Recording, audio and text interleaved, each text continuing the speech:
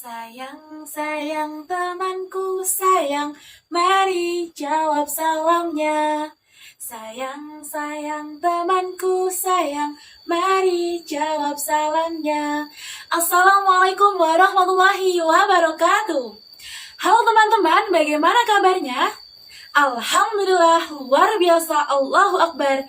Yes, ya semoga kita selalu dalam keadaan sehat ya. Nah teman-teman sudah tahu belum nama kakak ini siapa ya?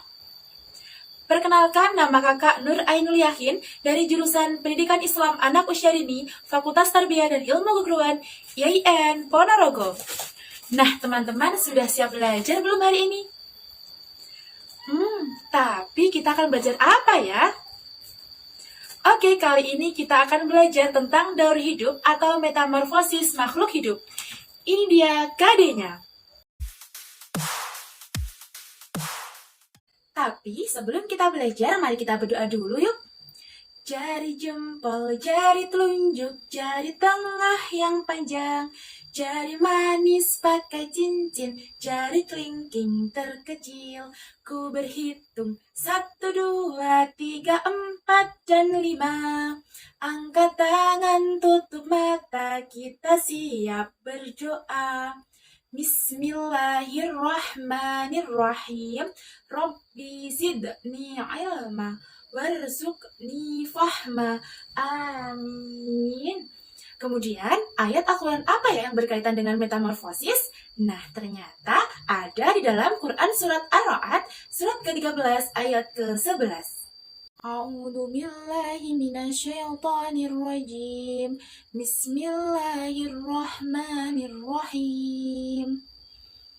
Lahu mu'aqibatu min bayni yadayhi wa min khalfihi wa khafadunahu min amrillah. Inna Allah la yughayyiru ma biqawmi hatta yughayyiru min bi anfusihim. Wa idza radallahu biqawmi falamarradallah wa ma lahum min dunihi min wa'il. Ternyata materi kita sudah difirmankan oleh Allah Subhanahu wa taala. Oke, lanjut teman-teman, ada yang tahu nggak apa sih itu metamorfosis? Metamorfosis berasal dari bahasa Yunani yaitu Greek. Meta yang artinya di antara, sekitar, dan setelah, sedangkan morf yaitu bentuk. Sedangkan osis sendiri yaitu bagian dari, sehingga kita dapat katakan bahwasanya metamorfosis merupakan perubahan bentuk selama perkembangan biologis setelah dilahirkan atau setelah menetas. Selanjutnya, kakak akan menjelaskan bahwasanya metamorfosis itu ada 2 jenis loh teman-teman. Yang pertama yaitu metamorfosis sempurna, dan yang kedua yaitu ada metamorfosis tidak sempurna. Apa sih metamorfosis tidak sempurna itu? Metamorfosis tidak sempurna yaitu metamorfosis yang melewati 3 tahapan. Yang pertama dari telur, yang kemudian menjadi nimfa, dan yang terakhir menjadi hewan dewasa. Contohnya apa saja teman-teman? Ada belalang, ada jangkrik, dan ada capung. Kemudian metamorfosis sempurna itu merupakan metamorfosis yang mampu melewati berbagai macam tahapan. Yang pertama mulai dari telur, larva yang biasa kita sebut sebagai ulat, betul sekali. Yang ketiga yaitu pupa atau yang sering kita sebut sebagai kepompong, dan selanjutnya yang terakhir yaitu imago atau hewan dewasa. Nah teman-teman, ada yang tahu nggak binatang apa ya yang termasuk metamorfosis sempurna itu? Hewan yang mengalami metamorfosis sempurna yaitu ada katak dan kupu-kupu. Binatang apa terbang cantik sekali, keliling bumi melihat matahari. Wow, binatang apa ya kira-kira? Iya betul teman-teman, itu binatang kupu-kupu. Langsung saja yuk, bagaimana proses metamorfosis pada kupu-kupu itu? Yang pertama ada telur. Nah, telur itu berasal dari kupu-kupu betina. Mereka akan menetaskan telurnya satu persatu pada tanaman inang. Biasanya jumlah telur tersebut bervariasi mulai dari 30 telur hingga 200 telur. Bentuknya pun juga berbeda-beda. Ada yang bentuknya oval, bulat, spiral, dan lain sebagainya tergantung dari jenis kupu-kupu tersebut. Kemudian telur tersebut akan menetas seantara 3 sampai 5 hari. Nah, yang kedua yaitu ada ulat atau larva. Mereka dari telur menetas akan menjadi larva. Kemudian mereka akan mencari makanannya sendiri. Namun ada juga yang memakan cangkang telur-telur yang sudah kosong. Setelah beberapa hari kemudian, mereka akan berdiam diri, menempel pada ranting pohon, daun, batang, atau lain sebagainya. Namun banyak sekali orang yang merasa ketakutan ataupun merasa geli ketika melihatnya. Karena bulu-bulunya itu banyak sekali. Lanjut yang ketiga ada pupa atau kepompong. Proses istirahat larva ini berlangsung sekitar 7 sampai 20 hari tergantung pada spesiesnya. Jika kita lihat warnanya pun juga berbeda-beda. Ada yang warnanya hijau, coklat, atau sesuai dengan lingkungan yang ada di sekitarnya. Cangkangnya pun terasa keras, namun ada juga yang merasa halus. Lanjut, kita akan bahas. Dan yang terakhir ini ya, yang terakhir ini membahas mengenai imago atau kupu-kupu dewasa. Saat siang hari kupu-kupu terbang keluar dari rumahnya karena dipengaruhi oleh suhu udara, kelembapan, dan cahaya matahari. Adanya udara ke dalam tubuh pupa berguna untuk memompa tubuhnya sehingga cangkangnya dapat sobek tepat di belakang kepala kupu-kupu. Setelah itu, tubuhnya keluar dari sarang pupa. Kemudian sayapnya akan bersiap untuk terbang mencari makan pada tumbuhan.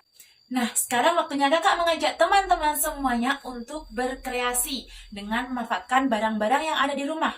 Nanti yang pertama kita akan belajar membuat hewan ulat dengan bahan-bahan tisu, spidol, lem gunting, pensil, dan lain sebagainya. Dan nanti yang kedua kita akan membuat kupu-kupu dengan cara usap abur dengan memanfaatkan kertas yang ada di rumah. Selain itu kita juga menggunakan krayon, spidol, pensil, dan lain sebagainya. Yuk kita belajar sama-sama. Semangat teman-teman!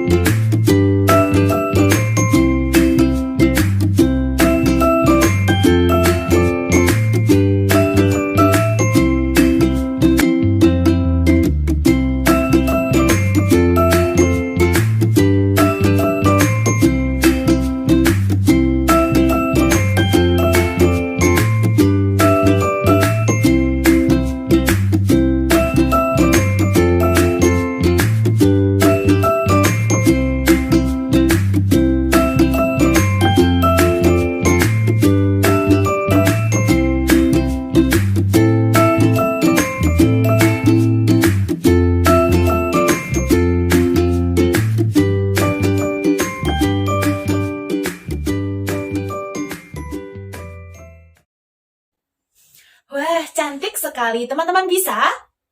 Pasti bisa. Tadi teman-teman sudah belajar membuat hewan ulat dengan bahan tisu dan kertas.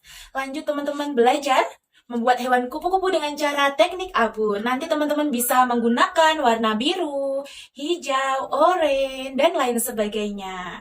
Tetap semangat teman-teman, jaga kesehatan. Yen eso sugeng enjing, yen awan sugeng siang, yen sore sugeng sonten, yen bengi sugeng dalu.